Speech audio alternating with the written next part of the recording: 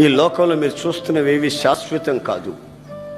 నిండు నూరేళ్ల జీవితాలు శాపంగా మార్చుకోకూడదని దేవుని వాత్సల్యాన్ని బట్టి మిమ్మల్ని బ్రతిలాడుకుంటున్నాను. నీ ఫ్యూచర్ ఏమిటి?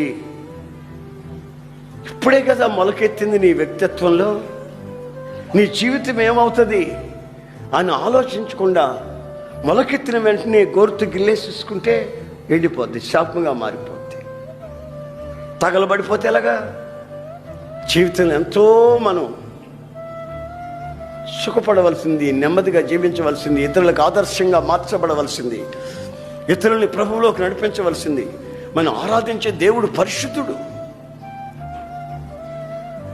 ఆ పరిశుద్ధత అనే గురి మన గుండెల్లో నిలిచిన నాడు మన వ్యక్తిత్వంలో ఓ గొప్ప ఆనందాన్ని, ఆరాధనని అనుభవం.